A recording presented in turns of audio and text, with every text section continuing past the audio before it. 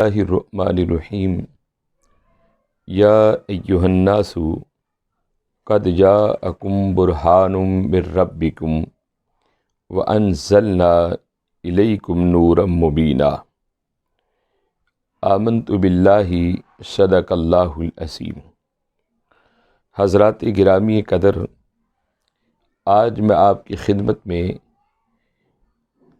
پیکر صداقت، رازدار مصطفیٰ، جانثار مصطفیٰ حضرت سیدنا ابو بکر صدیق رضی اللہ تعالی عنہ آپ کا تذکرہ کرنے کی سعادت حاصل کرنا چاہتا ہوں۔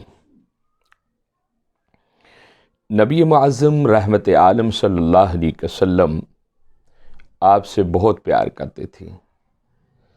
آپ حضور علیہ السلام کے پہلا خلیفہ ہیں اور آپ رشتے کے لحاظ سے سسر ہیں اور آپ صحابی رسول ہیں، اور صحابی بھی 4 پشتوں میں آپ کے خاندان میں یہ شرف ملا ہے صحابی رسول کا۔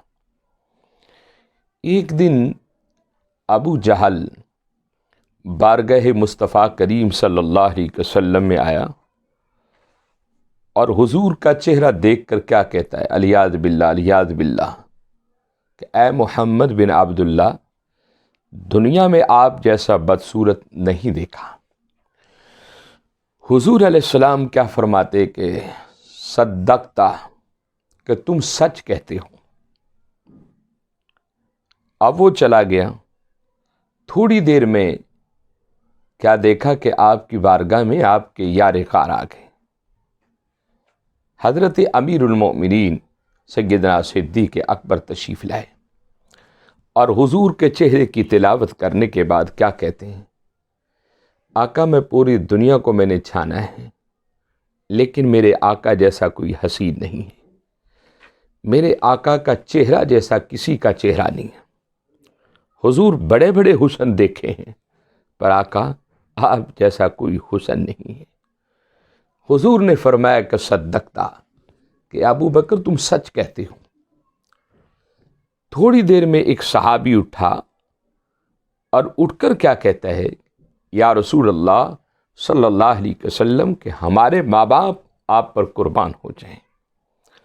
حضور سوال 2 ہیں اور دونوں سوال علیحدہ علیحدہ ہیں، لیکن آپ نے دونوں کا جواب ایک دیا ہے۔ ہماری یہ سمجھ میں مسئلہ نہیں آیا۔ ابو جہل نے جب کہا الیاذ باللہ کہ آپ بدصورت ہیں، تو آپ نے کہا کہ صدقتا، اور جب ابو بکر صدیق نے کہا کہ آپ خوبصورت ہیں، تو آپ نے کہا کہ صدقتا۔ تو حضور اکرم رحمت عالم صلی اللہ علیہ وسلم نے فرمایا کہ لوگوں، میں ایک آئینہ ہوں، جو مجھے دیکھے گا اسے اپنا ہی چہرہ نظر آئے گا۔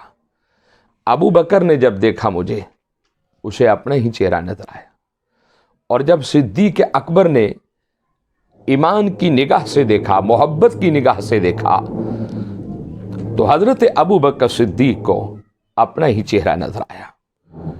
تو حضرت ابو بکر صدیق رضی اللہ تعالی عنہ جتنا پیار حضور نبی معظم رحمت عالم صلی اللہ علیہ وسلم سے ابو بکر نے کیا، دنیا کے اندر اس کی مثال نہیں مل سکتی۔ اور اسی طرح ایک دن حضرت سیدنا صدیق اکبر بارگاہ مصطفیٰ کریم میں تشریف لائے اور کہا کہ یا رسول اللہ صلی اللہ علیہ وسلم، کہ آج مجھے کچھ عنایت فرمائیں۔ تو آپ نے اپنی کنگھی اپنی داڑھی مبارک میں ماری، زلفوں کے اوپر اپنی کنگھی کو مارا، تو آقا علیہ السلام کے بال مبارک اس کنگھی میں آ گیا۔ آپ نے حضرت ابو بکر صدیق کو وہ بال مبارک عنایت کر دیا۔ آپ نے اسے ایسے چوما، آنکھوں سے لگایا، پیشانی سے لگایا، اور سینے سے لگا کر چل دیے۔ اور جب گھر پہنچے، اپنی اہلیہ سے کہا کہ میرے اس حجرے کو صاف کر دیں اور اس کے اندر خوشبو لگا دیں۔ حضرت سیدنا صدیق اکبر نے حجرے کو صاف کیا اور خوشبو سے معطر کر دیا اور زلف مبارک کو سب سے بلند مقام پر رکھ دیا اور اس کے سامنے ہاتھ باندھ کر کھڑے ہو کے لبیک یا رسول اللہ، لبیک یا رسول اللہ، لبیک یا رسول اللہ۔ آپ لبیک یا رسول اللہ صلی اللہ علیہ وسلم کی صدایں لگاتے رہے۔ رات کا جب وقت ہوا تو خالق مطلق نے آسمان سے فرشتوں کو حکم دیا کہ جاؤ ابو بکر کے گھر میں میرے محبوب کی زلف مبارک ہے، اس کا دیدار بھی کرو اور اسے دیکھ کر اللہ کا قرآن کی تلاوت بھی کرو۔ فرشتے ساری رات اس زلف مبارک کا طواف کرتے رہے اور اس کا دیدار کرتے رہے اور اللہ رب العزت کا قرآن پڑھتے رہے، اور حضرت ابو بکر صدیق رضی اللہ تعالیٰ عنہ ساری رات کھڑے ہو کر آپ اس تلاوت قرآن مجید کو سنتے رہے اور حیرت میں آ گئے، سمجھ گئے تھے۔ صبح جب ہوئی تو حضرت سیدنا صدیق اکبر رضی اللہ تعالیٰ عنہ بارگاہ مصطفیٰ میں پہنچے۔ آقا علیہ السلام نے مسجد نبوی میں جماعت کرائی اور آپ اصحاب کی طرف چہرہ کر کے بیٹھ گئے۔ جب چہرہ کر کے بیٹھے تو سامنے حضرت ابو بکر صدیق تھے۔ آقا علیہ السلام نے چہرہ صدیق اکبر کو دیکھ کر مسکرائے اور فرمانے لگے کہ ابو بکر، رات والی جو بات ہے وہ مجھ سے سننا چاہتے ہو یا خود سنانا چاہتے ہو؟ نبوت کی زبان سے سننا چاہتے ہو یا صداقت کی زبان سے سنانا چاہتے ہو؟